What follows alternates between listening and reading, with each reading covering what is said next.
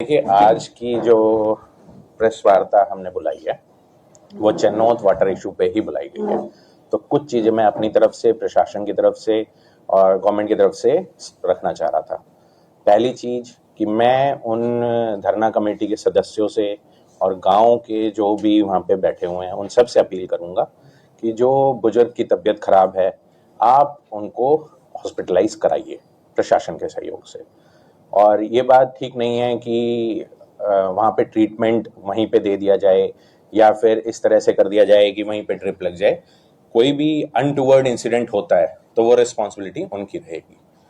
अब मैं ये कहूँगा कि जिस तरह से वो बुजुर्ग की हालत इस समय बनी हुई है तो ये बिल्कुल ठीक बात नहीं रहेगी।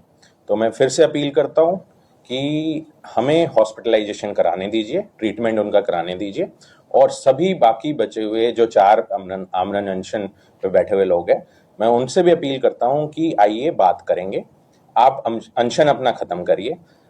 सरकार पानी देने के लिए रेडी है। कल राजेली हेड से भी पानी की पाइपलाइन का काम शुरू हो चुका है और 8 इंची हो 10 इंची हो, इशू ये नहीं है। इशू पानी था।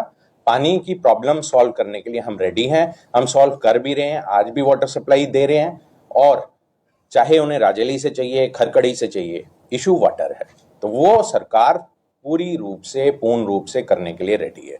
उनकी जो भी समस्याएं हैं, मैं उन गांव वासियों से भी अपील करूंगा कि जो ये वाटर का इशू है या पाइपलाइन का इशू है, ये हम सॉल्व कर रहे हैं। इसके अलावा आपके बच्चों के लिए, आपकी शिक्षा के लिए आइए बात करेंगे, स्वास्थ्य के लिए, गांव के विकास के लिए बात करेंगे। आप आइए तो सही। आप एक वाटर एंड सैनिटेशन कमेटी बना लीजिए, अपने 5 मेंबर की बना लीजिए।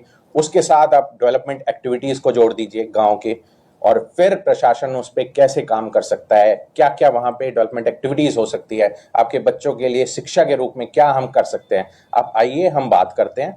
आप इस धरने को खत्म करिए, आमरण अनशन तुड़वाइए। वहां पे सिर्फ इशू वाटर का था, वो हम सॉर्ट आउट करने के लिए रेडी हैं। वो कर भी रही है सरकार, पानी देने के लिए रेडी है, उसी जगह से देने के लिए रेडी है।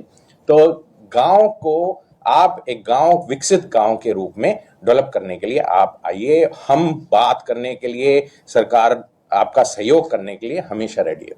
दूसरी बात, आपने अपनी बात रखी, आपने सारी चीजें हमें बताई और हम काफी चीजों पे एग्री हुए। हम ये एग्री हुए कि आपको सेपरेट पाइपलाइन चाहिए, हम वो देने के लिए तैयार थे। अब आप अपना धरना खत्म करिए। आप उन आमरण अनशन जो लोग बैठे हुए हैं उनसे कहिए कि आइए, अब सरकार हमारी सारी बातें मान चुकी है। रही बात पाइपलाइन की या वाटर की या जो भी वो टी लगाना चाहते हैं, इशू टी नहीं है। टी लगाने से आज तो पानी नहीं आएगा। आज हम अगले 2 महीने में, आज अगर राजेली हेड से पानी की पाइपलाइन ले कर रहे हैं तो 2 महीने में, 3 महीने में उनका उसी जगह से पानी की सप्लाई सुचारू रूप से चल जाएगी। फिर मैं कहूंगा, उन गांव वासियों से कहूंगा जो उनके मन में जो है कि भाई ये धरना अब खत्म होना चाहिए, उन गांव वासियों से कहूंगा कि वो आप मेरे पास आइए, हम कैसे इस मैटर को सॉर्ट आउट कर सकते हैं।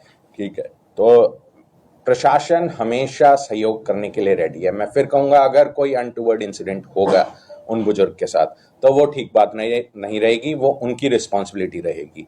अगर कोई ऐसी चीज होती है तो उसमें हमारी कोई रोल नहीं रहेगा और ये रिस्पॉन्सिबिलिटी धरना कमेटी और उनके सदस्यों की रहेगी।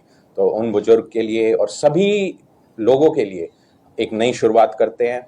अब कल हमने चन्नौद गांव का ही पानी सारे जिला प्रशासन ने पिया। अच्छा पानी था, स्वच्छ पानी था, टेस्टेड वाटर था, हमने पिया।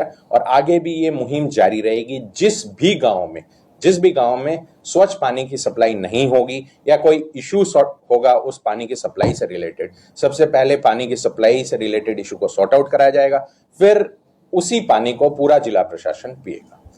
तो मैं फिर से अपील कर रहा हूं, चन्नौद के गांव वासियों से अपील कर रहा हूं कि आपके गांव को डेवलप कराने के लिए, आपके गांव में विकास कार्य कराने के लिए, आपके गांव की शिक्षा के लिए, आपके बच्चियों के लिए, आपके बच्चों के लिए हम वो सब करने के लिए रेडी है जो एक गांव को विकसित रूप में डेवलप कर सकता है। आपके पानी की प्रॉब्लम हमने सॉर्ट आउट करी है, पानी की पाइपलाइन हम ले कर रहे हैं, वो भी ले हो जाएगी। आपके गांव को पानी की कमी नहीं आने दी जाएगी।